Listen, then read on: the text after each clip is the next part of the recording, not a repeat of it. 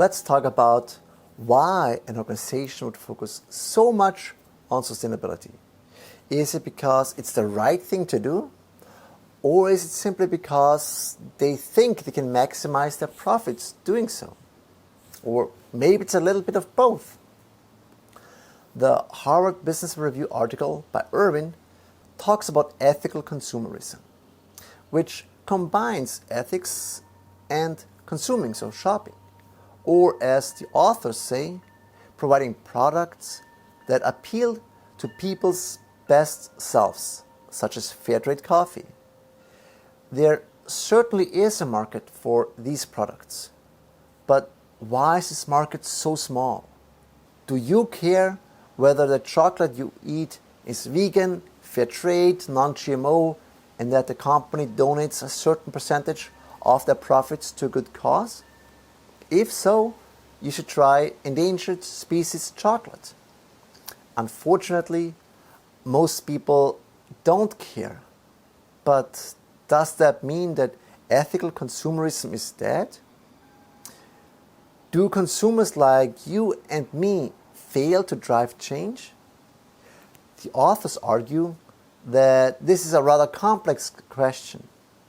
First and foremost, many consumers buy organic products, environmentally friendly cleaning products, child labor-free clothing, wood products from sustainable forests, and so on. Moreover, people also donate enormous amounts of money to charitable organizations. So there is a market, but marketers need to better understand what drives consumers to engage in ethical consumerism. Citing Kahneman, a Nobel Prize winner, the article explains that humans are neither fully rational nor completely selfish, and that the taste is anything but stable. Consumers do not make consistent ethical or unethical decisions, and their actions are driven by the situation and the environment. One of the most interesting research findings discussed in this article was that consumers who claim to care about child labor-free clothing seem to avoid this information when making a decision. So they didn't want to know whether a certain item was made using child labor. However, if the information is clearly presented to them, they avoided purchasing clothing items made using child labor. Isn't that something? The authors argue that ethical information is often difficult to process and that many consumers want to remain willfully ignorant. How about you? Do you actively seek information about a company, the ingredients used, any certifications, or do you rather stay willfully ignorant? One of the reasons brought forward by Irwin is that people want different things in the short and long run. For example, right now I want to eat cake and ice cream for lunch. It's a beautiful day. But in the long run, I want to be healthy. In the same vein, I want to make ethical purchase decisions in the long run. But right now, I also want a cheap pair of shorts, a t-shirt, and new socks. Irwin argues that it is the marketer's job to remind people about their ethical goals during purchase decisions. Hence the title, Ethical Consumerism isn't dead, it just needs better marketing. The article ends by suggesting that organizations should stay optimistic because they can make a difference, grow their brands, and make profits in the competitive landscape. What great news! But how should the organization do that? Why didn't the article provide us with some theories, some strategies that tell us what to do? I don't know, but it's a good introduction to our topic, don't you think? And luckily, we have a few articles that tell us how organizations who sell sustainable products can market them effectively. So let's get started with the 5 simple rules of green marketing. In a perfect world, all consumers care about their business decisions and seek information to ensure that products they buy are in line with their moral values. So unless you simply don't care about children being used as slaves, inhumane working conditions, animal abuse, or the future of this planet, you should make sure that each product you buy is produced with sustainably sourced ingredients by employees who are of legal age, who are paid a living wage. You would do research about the overall carbon footprint of the organization and the production of this product, and ensure that the company contributes to the good of society. But who really does that? Imagine you go to the grocery store and do a background check on every single item you buy. It would take forever picking a shampoo. You could, of course, use a phone app such as Sweat and Toil, Good on You, Shop Ethically, or Choose Cruelty Free to help you. But then again, who really wants to know whether they are a bad person for buying some bananas, lettuce, onions, and melons? So, while our values, ethics, and beliefs are important when making major life decisions, they simply don't matter as much when we buy a pack of chewing gum. Moreover, sustainable products may not be as tasty, shiny, cheap, or as good as their non-sustainable counterparts. So, while sustainable products and behaviors are better for the planet, the author raises the question whether they are better for the person buying them. This is supported by a study from National Geographic that found in 2012 that although 61% of global consumers say that they very much care about and are concerned about the environment, sustainable purchase behavior has actually decreased in key markets such as the US, Germany, Japan, and China. This raises the question, why is selling sustainability so hard? And what can organizations do to promote their products? I use Tom's Shoes as an example in my social enterprise video. If you're not familiar with the company, I'll give you a quick intro. Blake Murkowski started Tom's Shoes with the intentions of providing disadvantaged children with shoes by developing a one-for-one business model. This is slightly involved, and by now don't just give a cheap pair of shoes away, but donate 1/3 of the annual net profits in form of shoes and grants, which turns out to be more than just one shoe for one purchased shoe. By the end of 2020, Tom's will have donated over 100 million pair of shoes. In addition, Tom's also applied its one-for-one business model to address other social needs. Through Tom's Coffee sales, the company is providing sustainable water systems to communities that lacked access to safe drinking water. And through the sale of Tom's Eyewear, the company is providing medical treatment, sight-saving surgery, and prescription glasses to those in need.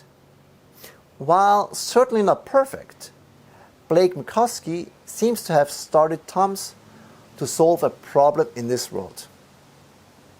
Their mission, vision, and value statement and most of their PR reflects material we learned in this class.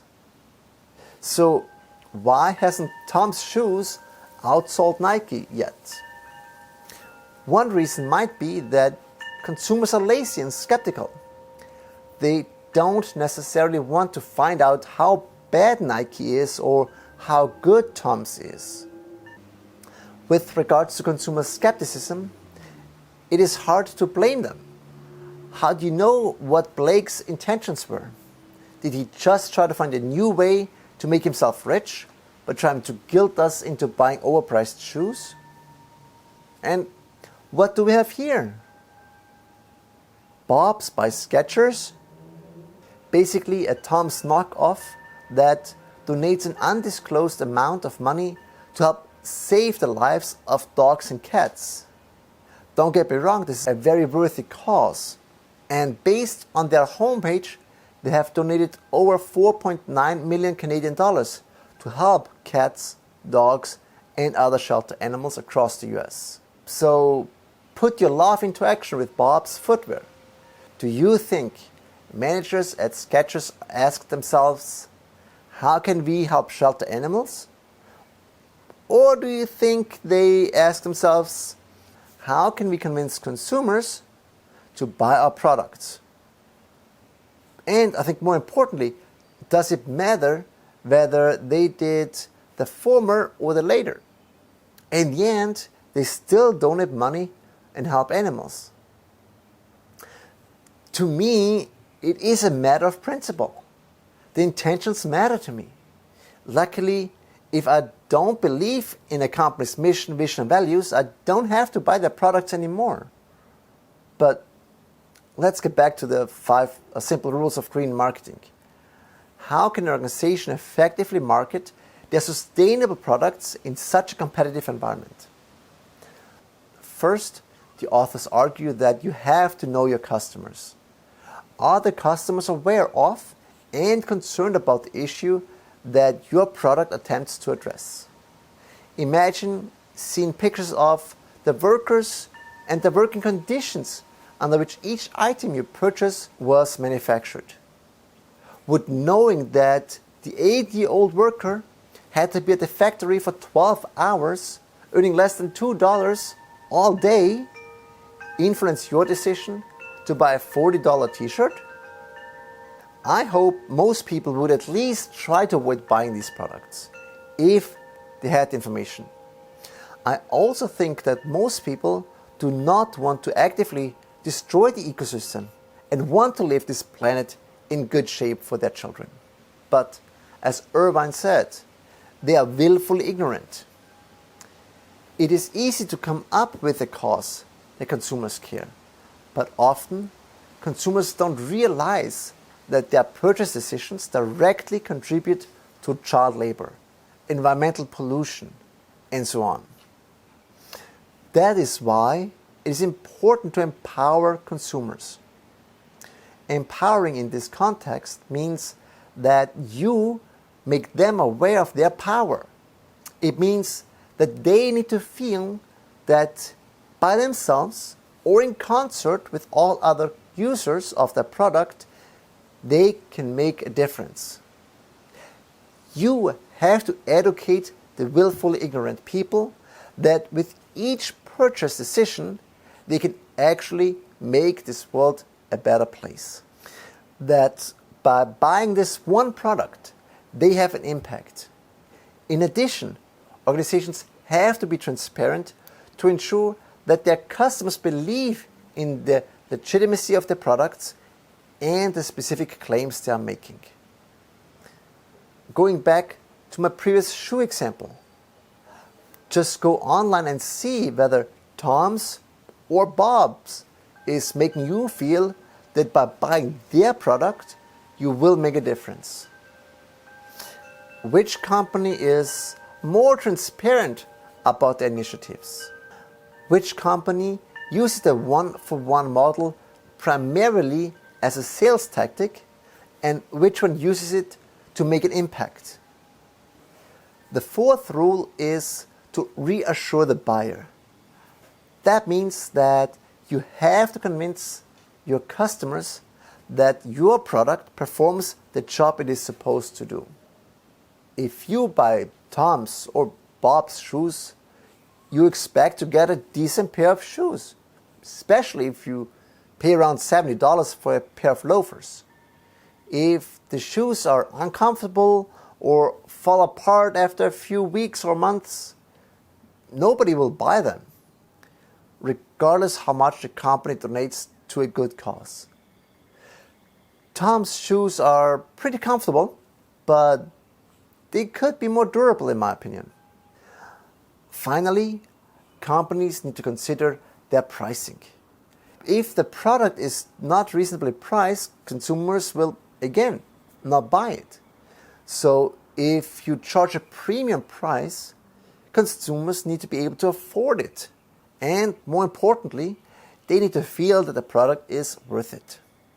Again, Paying $70 for a pair of loafers is pushing it in my opinion, but when looking at similar not so sustainable competitors, that seems to be the going rate nowadays.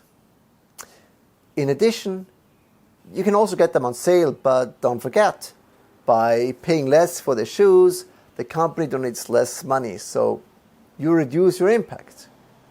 A different example, if you like chocolate and have a few minutes to spare, take a look at endangered species chocolate that I mentioned before and let me know whether you think they follow the 5 simple rules of green marketing.